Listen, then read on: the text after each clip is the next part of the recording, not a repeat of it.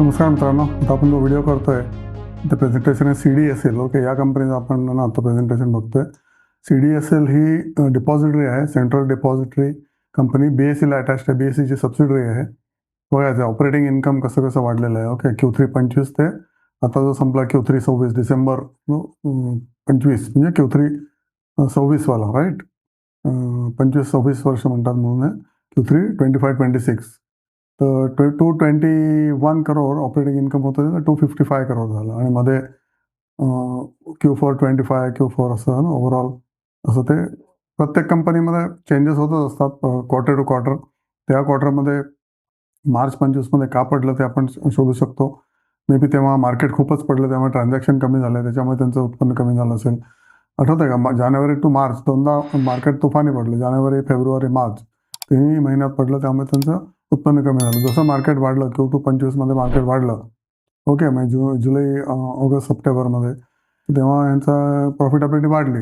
आता सुद्धा जसं मार्केट वर जाईल तशी नवीन माणसं किंवा जुनी माणसं ट्रान्झॅक्शन करायला लागतील, ॲक्टिव्ह होतील, तेव्हा CDSLचं उत्पन्न वाढेलच वाढेल. ओके, आणि EBITDA यांचा किती झाला?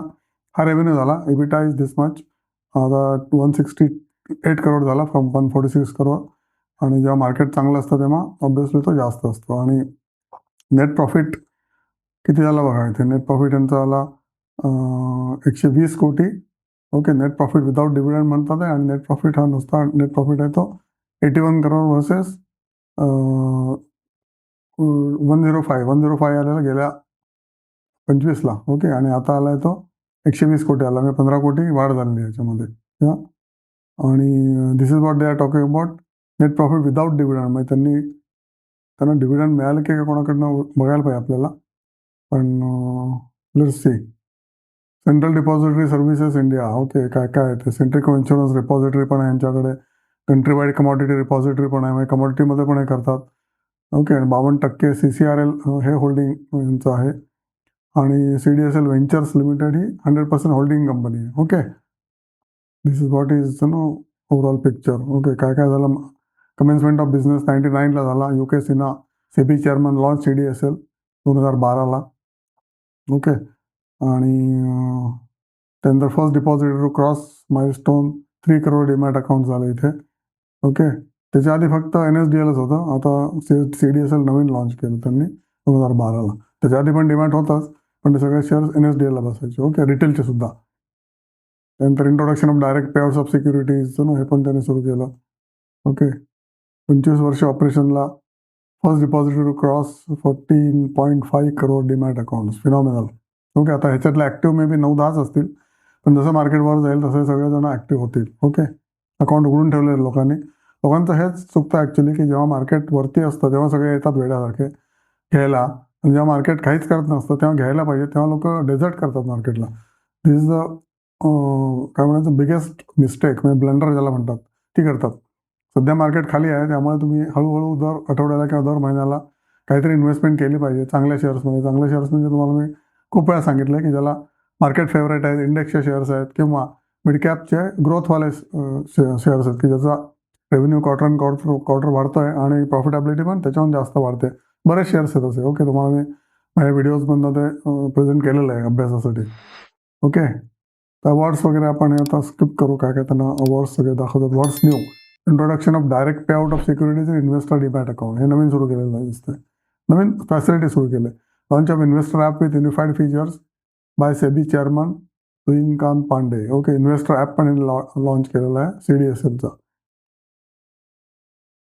ओके, कोण कोण आहे त्याच्यामध्ये? Gurumurthy Mahalingam chairperson Varsha Apte. Public interest director पण असतात बरं का प्रत्येक कंपनीमध्ये.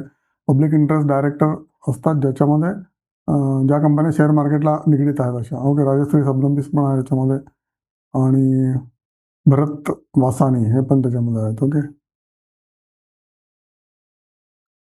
Rajesh Kumar, these are non independent directors. Board of डायरेक्टर्समध्ये miss Kamala Kantharaj. Okay, Nehal Vora is MD and CEO. Okay, त्यांच्या हाताखाली कोण कोण आहे? नयना ओवलेकर आहे, चीफ रेग्युलेटरी ऑफिसर. यांचा रोल खूपच इम्पॉर्टंट आहे, कारण basically CDSL is a most important company as far as share market is concern, like NSDL, की ज्याच्यामध्ये बँकमध्ये पैसे बसतात तसे याच्यामध्ये शेअर्स बसतात. त्यामुळे याचा बिझनेस खूपच ऑनेस्टली त्यांना कंडक्ट करावा लागतो आणि सगळ्या systems and processes have to be risk free. Okay. BSE limited holds 15% in this. म्हणजे जसा CDSL शेअर वरती गेला की BSEचे शेअर्स पण वरती जाणार होते ऑटोमॅटिकला. LIC होल्ड करते 4.5%. Okay. New world fund 2.1, Nippon India small cap fund 1.21. CDSL is basically small cap company. Okay. Park flexi captcha पण 1.08% हिस्सा आहे. इन्स्टिट्यूशन्स 42% आहेत आणि रिटेल 57% आहे. बघा. FPI पण 12% आहेत. म्युच्युअल फंड 8% धरतात, होल्ड करतात हे shares. Okay. Insurance company 7.3%. Insurance कंपन्यांमध्ये सरप्लस पैसे नेहमीच असतात, त्यामुळे ते लोक मार्केटमध्ये सदा प्रेझेंट असतात. कारण कुठे पार्क करायचे पैसे तर मार्केटमध्ये. Okay. They are on long term investors. आणि अदर्स म्हणजे तुमच्या आमच्यासारखे लोक आणि HNI आणि रिटेल इन्व्हेस्टर्स 57%. ओके. आता ह्यांना कुठून कुठून पैसे मिळतात ना बघा इथे. These are beneficiary account, BO accounts ना बेनिफिशियरी अकाउंट्स. त्यांचे अकाउंट्स एवढे वाढलेले आहेत बघा. Okay. This is all in lakhs. नवीन नवीन ओपन झालेले आहेत हे. म्हणजे 14 कोटीपासून ते 17 कोटी झालेत. आणि ॲड किती झाले तर इथे 92 लाख ॲड झाले. इथे 64 लाख ॲड झाले, 57 लाख ॲड झाले, 65 लाख ॲड झाले. ओके. एका क्वार्टरमध्ये 65 लाख, इमॅजिन. आणि आता लेटेस्ट 76 लॅक्स. म्हणजे लोक अजून येतातच आहेत मार्केटमध्ये. That's why they are opening this demat account. तुम्ही जर आला नसाल तर तुमच्यासारखे मूर्ख तुम्हीच. ओके. तुम्ही जर FD पर्सन असाल तर तुमच्यासारखे लोक इन्फ्लेशनला अजिबात फाईट करू शकणार नाहीत. ओके. इन्फ्लेशन वाढतंय टिपिकली 7, 8, 9, 10%. ओके. आपल्यासारख्या लोकांना तर 10% वाढतंय. बिलो पॉवर्टी लाईनला मी 5% वाढतंय. Okay. Because they talking about only food. पण आपल्याला नुसतं फूड नाही ना, इतरही गोष्टी लागतात आयुष्य आरामाच्या. त्यामुळे त्याचं इन्फ्लेशन 10% आहे. तुम्ही जर FDतच पैसे गुंतवले असाल की मला काही रिस्क घ्यायची नाही, 0 रिस्क घ्यायची, I am okay with 6% return which is safe, my capital is protected, तरीसुद्धा इन्फ्लेशन तुमचं कॅपिटल खाऊन टाकेल पुढच्या 10-15 वर्षामध्ये. Okay. And then you will be able to not face the inflation and you will get irrelevant to society and your relatives. Okay. Demat custody in lakh crore. Okay. म्हणजे demat account share जे आहेत त्याची value 85 lakh कोटी रुपयांचे shares यांच्याकडे आहेत. 85 लाख कोटी. Okay. Which was last year 80 आणि 25मध्ये 75 लाख कोटी. म्हणजे एवढे नवीन लोकांनी शेअर्स घेतलेले 10 लाख कोटी एकतर लोकांनी शेअर्स घेतले आहेत किंवा मार्केट वाढले 25 पासून ते 26 पर्यंत. तुम्हाला माहिती आहे मार्केट तर काय वाढलेलं नाही आहे. Q3 25 पासून मार्केट पडलेलंच आहे. त्यामुळे हे जे 10 लाख कोटी वाढलेले आहेत ते नवीन लोकांनी शेअर्स घेतलेले आहेत त्याची व्हॅल्यू आहे. ओके. नंबर ऑफ इश्युअर्स म्हणजे किती कंपन्या, आता 46,000. Okay. Not companies but including IPOs वगैरे वगैरे सगळे. ओके. नंबर ऑफ ISIN मध्ये प्रत्येक शेअरला एक ISIN दिलेला असतो नंबर. IN 1 2 3 4 5 5 6 वगैरे. It starts with IN. IN किती 1,20,000 ISIN झालं. त्याच्यामध्ये डेट इन्स्ट्रुमेंट्स पण येतात आणि इक्विटी इन्स्ट्रुमेंट्स पण येतात, प्रेफरन्स शेअर्स येतात, सगळं येतं. Okay. Innovative services single sign in enables beneficiary owners access and cast their votes वगैरे वगैरे. ओके. BO म्हणजे बेनिफिशियरी ओनर अकाउंट्स, तुमचे आमचे किंवा कंपन्यांचे. नॉमिनेशनची सुविधा दिली यांनी. इलेक्ट्रॉनिक KYC आहे. इलेक्ट्रॉनिक डेबिट रिक्वेस्ट पण आहे. जसे शेअर्स तुम्ही विकल्यानंतर इलेक्ट्रॉनिक डेबिट रिक्वेस्ट तुम्ही देऊ शकता. कास्ट हे मोस्ट इम्पॉर्टंट थिंग आहे. कास्ट तुम्हाला ज्यांचे शेअर्सचे फोलिओ आहेत त्यांना NSDL कडून एक ईमेल येते दर महिन्याला 5-10 तारखेपर्यंत. त्याच्यामध्ये तुम्हाला तुमचा फोलिओ किती आहे ॲज ऑफ दॅट डेट ते कळतं, वाढलाय का कमी झालाय. आणि गेल्या 12 महिन्याचे तुम्हाला ग्राफ्स येतात, ते तुम्ही बघा. इग्नोर करू नका, ईमेल डिलीट करू नका. Keep it.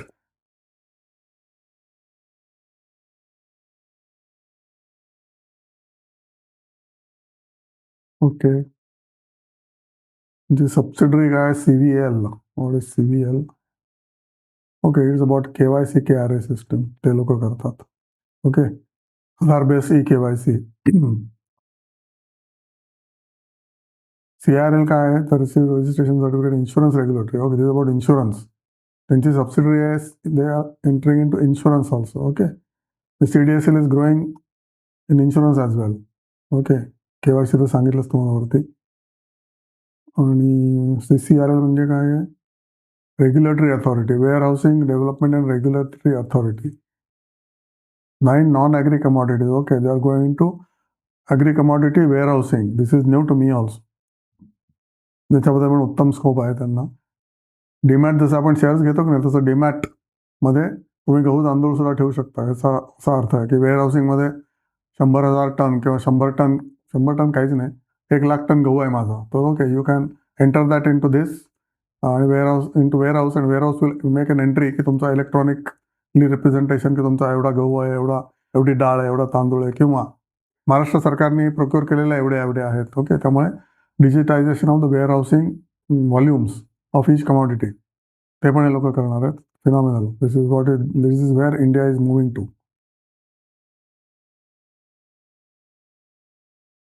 आता हे फायनान्शियल परफॉर्मन्स तुम्हाला ऑलरेडी सांगितलं, पण आता त्याच्यात मिक्स कसं आहे ते बघा. ॲन्युअल इश्युअर इन्कम, ज्यांचे शेअर्स हे लोक स्वतःच्या CDSL मध्ये ठेवतात लॉकरमध्ये. ओके, समजा टाटा स्टीलने शेअर ठेवतात. Tata steel also pays them some money annually.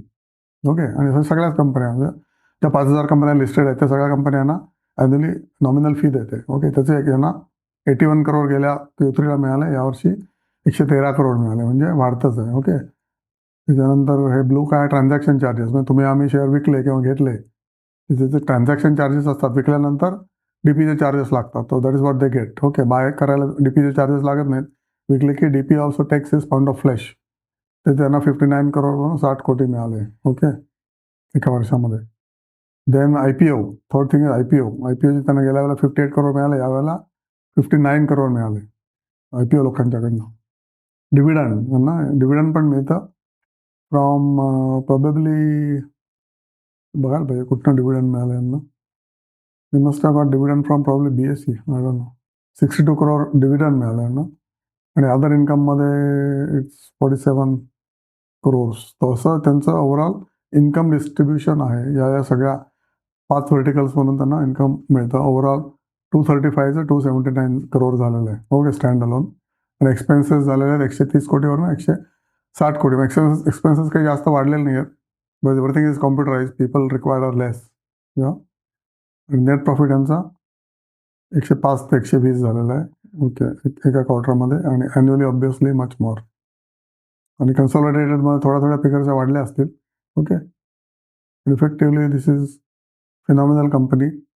Okay, CDSL, this is what is this company, central depository systems limited. Okay, आणि आता ह्याचा तुम्ही जर इतर गोष्टी बघितल्या तर बघूया काय काय आहे. ओके, 28,000 कोटी मार्केट कॅप आहे. स्टॉक PE 60 आहे. त्याच्यामुळे महाग असं वाटतंय, पण हा महाग नाही आहे. जर पडला असेल तर ROCE म्हणजे रिटर्न ऑन कॅपिटल 42% आहे. Whopping 42% is too good. या रिटर्न ऑन इक्विटी पण 32% आहे. ओके, फेस व्हॅल्यू 10 आहे. त्यामुळे स्प्लिट होणार शेअर पुढे 5चा होणार, 2चा होणार, आणि तुम्हाला त्याच्या मल्टिप्लिकेशनमध्ये शेअर्स मिळणार. त्यामुळे आत्ता शेअर घ्यायला रेकमेंड मी तर करतो, पण तुम्ही तुमच्या ॲडवायझरला विचारा आणि अभ्यास करूनच त्याच्यावर डिसिजन घ्या.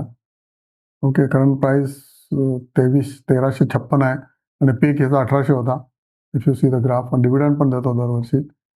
याचा पीक होऊन गेला 1,700-1,800 रुपये जुलै 25मध्ये. त्याच्या आधी पण एखादा पीक येऊन गेला असेल. या 1900 पीक येऊन गेला 24मध्ये. ओके, त्यानंतर मार्केट पडलं. ओके, धबाधब पडलं. 800 रुपये खाली आला.